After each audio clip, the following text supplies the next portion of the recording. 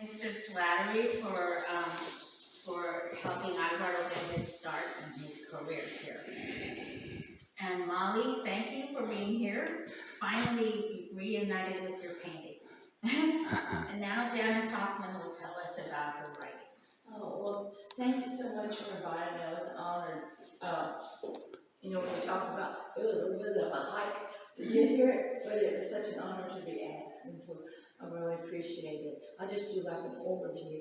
As you know, he's originally from Florida, but I was born in Kentucky and grew up in Indiana, so we met in Indiana, and so we lived there. As a child, I always liked to write and all that, but then life takes over. So about 25 years ago, I started having my work published, like in literary journals and things like that. And I'd gone back to school to finish my degree, and then I did my graduate work. And then I started teaching.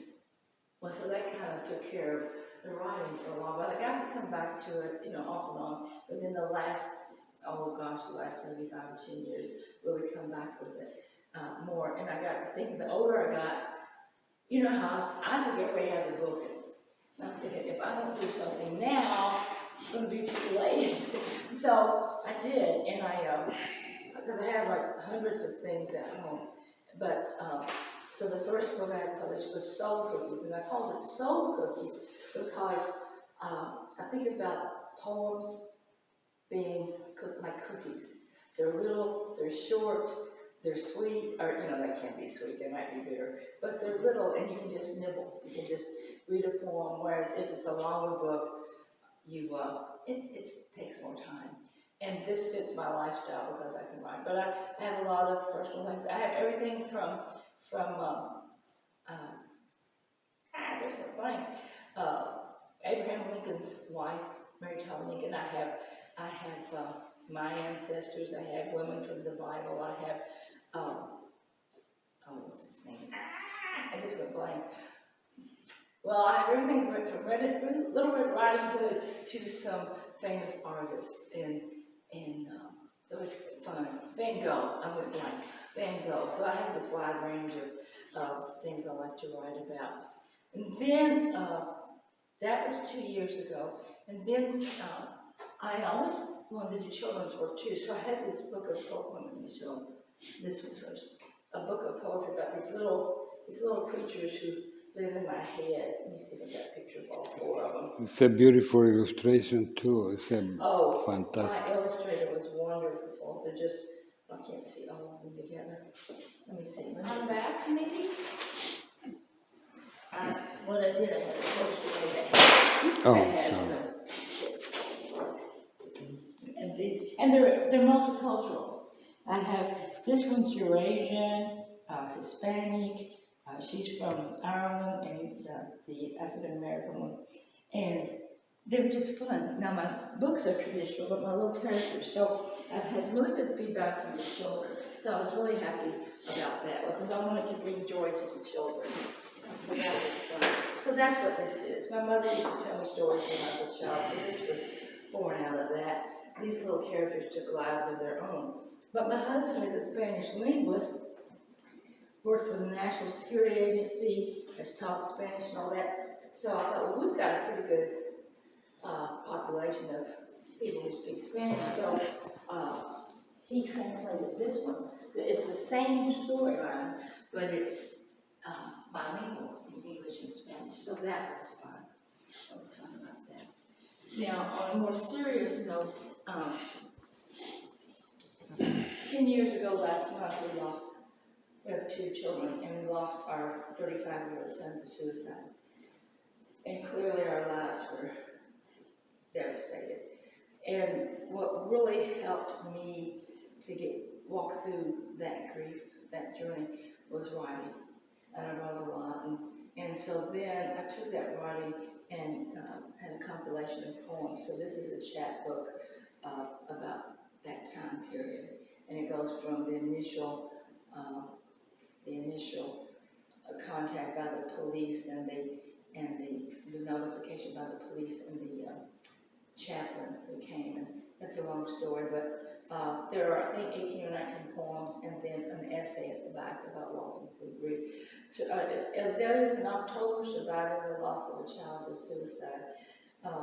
It's a traumatic time in their lives, but the writing helped, it's therapeutic, and what I hope is to give hope to other people who had to deal with tragedy of some kind or another. I was, this summer I was part of an international thing on Facebook, and I don't know if they were Zoom meetings, things like that, and especially with the pandemic, the suicide rate has gone up so much, and there were people from Canada, Great Britain, Germany, Indonesia, South America. I mean, they were just as part of this event that I was involved in, and it was just, you know, we were in our own little worlds, and we're here in our nation, and so I was kind of, I knew in my head, but then I had a revelation, a realization of the global impact of losing someone like that. So that's what that is.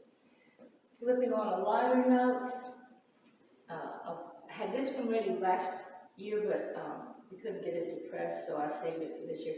It's the same little fairies, the same little characters, and they're celebrating Christmas. Again, they're multicultural, but it's a traditional Christmas. And I had the same illustrator, so that was really fun. So that was a lot of fun. So I went to the library and went to the middle school section because I wanted easy reading. And I checked out a stack of biographies, and most of them were, you know, that level. But then I went into the adult section and got this nice big biography about Mary Todd Lincoln. And we always hear all the negative things about her. But this woman who wrote this book had done research. The things that we learned about her were because at the time of their lives, the man who was influencing her husband, she and he did not get along. And he's the one who wrote the initial biography and influenced everyone else who wrote biographies about her. And so they were negative. So this woman did primary research, did the letters back and forth between her and her sister, and between her and President Lincoln, and found the real story. And so I wrote, this is a sestina. So a sestina is almost like a math equation. It's six sextets, it's 6 stanzas, 6 lines each, and it ends in a church set with 3. And you have whatever the last word is from each line is repeated in a mathematical order in the next stanzas, and then all 6 words are in the final one. So mine is a narrative form. It's free verse, it's narrative, so it doesn't rhyme like a normal poem. But I want to tell you that because there is a form to it. But I had this Mary Todd Lincoln, her name was Mary Ann, so I said Mary Ann's Sestina, and I had a little note at the top. Due to his mother's behavior following the death of her husband and 3 sons, Robert Todd Lincoln had her institutionalized at Bellevue Hospital. She was later declared sane and released. So they had her locked up because she was, well, think about it, she had lost 3 of her 4 sons and her husband. I lost 1 son, and I was devastated. So I can't imagine 3 children and a husband. So here is Nancy Sestina. In Lexington, Kentucky, many a rich Verdian boy begs me to come on down and share a salad of dandelions, then run to the strawberry fields with leaves of blue, and to the river's smooth edge to watch the spring fish, rainbow and so smart. Madame Attell tells my family I'm smart, that my keen wit deserves as much as any boy's. So they send me to finishing school to watch my love of law and literature be gulped down, to see my devotion to soirees and dresses blue be nurtured, but sometimes I just want to run. They say I'm a bit wild, that ladies don't run, but I'm like a thoroughbred on our land, and smart. So I move in with my sister. Now I won't feel so blue. Happily, here in Illinois, I meet a tall man boy who loves me so and takes me on down to buy nosegays. I buy him a gold pocket watch. He courts me, doesn't care that people watch the strolls, the carriage rides, the runs through the town. I become his bride, and down the aisle I glide. In top hat and tails he looks so smart. Then come Robert, Eddie, Willie, Tad, our boys. I'm happy as Kentucky's own sweet grass of blue. I deliver fruits and flowers to our boys in blue, support the union with my husband, and watch, only to discover my own brothers enlist Confederate boys. The battles rage on and on like wild angry runs through nightmares. Our own plans are quite smart, but then, like a treehouse in a storm, it all crashes down. 3 of my children die, my beloveds cut down. Why in the world do people ask why I'm so blue? Why, what good is it to be a socialite and so smart if you have to survive and live on just to watch all your dreams dissipate and savagely run? My love's shot at the theater, disease kills my boys. And then the last stanza. I thought I was smart, but life knocked me down. Then my last living boy made me even more blue. They watch me in here. They know I will run. Bravo, very nice. Very. Then I went into the adult section and got this nice big biography about Mary Tyler Lincoln. And we always hear all the negative things about her. But this woman who wrote this book had done research. The things that we learned about her were because at the time of their lives, the man who was influencing her husband, she and he did not get along. And he's the one who wrote the initial biography and influenced everyone else who wrote biographies about her. And so they were negative. And this woman did primary research, did the letters back and forth between her and her sister, and between her and President Lincoln, and found the real story. And so I wrote, this is a sestina. So a sestina. I saw the 2 dark uniforms and chaplain come up our steps. I was a cliche from the TV miniseries and screeched that primal scream. I knew 1,800 miles away that free will had reigned, that the 45 exploded through your beautiful mind, ripped you from me. I tried to retrieve your voicemail, the one you left just hours before your exit, but it was gone. Gone. How can they do that, just erase your voice forever? You wept, saying you wished you could talk to us, that you were too messed up to go on. Like all the other mothers, I'm consumed by a vacuum and then fill of a hole. I vacillate from numbness to raw meat. For 4 days, we carried your remains from Rapid City to Williamsburg. Bicentennial baby, Mensa man, I now carry you in me like I did before you were born that Sunday afternoon 35 years ago. But memory is not enough. I want to pretend you're still in Louisville, still teasing, still suffering, still breathing. I knew the moment I saw those 3 at my door that you had done it. And the core of my being released that maternal howl, the one all mothers do when their children die. And then the whole chapbook is that journey. But in the back, I have a picture of our son. And then, you know, the poems are heavy at the beginning, but they get lighter as my heart heals. You know, you're never over it, but you get better. Immemorial. Even the flowers remember your smile. Even the air remembers your face. Even the sky remembers your walk. So it's appropriate that I remember your first steps, your last text, the shadow of your voice. And then I have an essay in the back about walking through that. I have some funny ones in here. So I do have I had to marry a funny man because he's that balance, you know, because I could go, but so that's good. But I wanted to share my fears because you might want to read it in Spanish, but because this was so much fun. And it's a poem, but it's the 4 fairy friends. 4 little fairies are such great friends. Now let me tell you about them. Here, let's begin. First there's Poppy, so cheery and bright. saw her in the doctor's office while I was waiting to go in.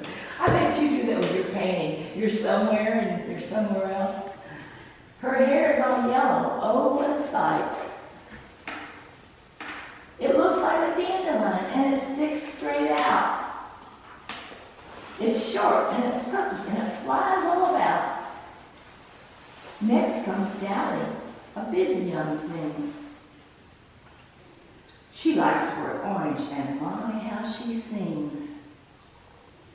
She warbles and chants and hums a sweet tune from morning till night in the light of the moon. Then we have Nutmeg, the one with brown hair. She flits and she dances all through the air. She ballets and taps and does salsa too. She prances about and loves to wear blue. Finally, one more friend. This one is Rose. She loves to wear pink from her head to her toes.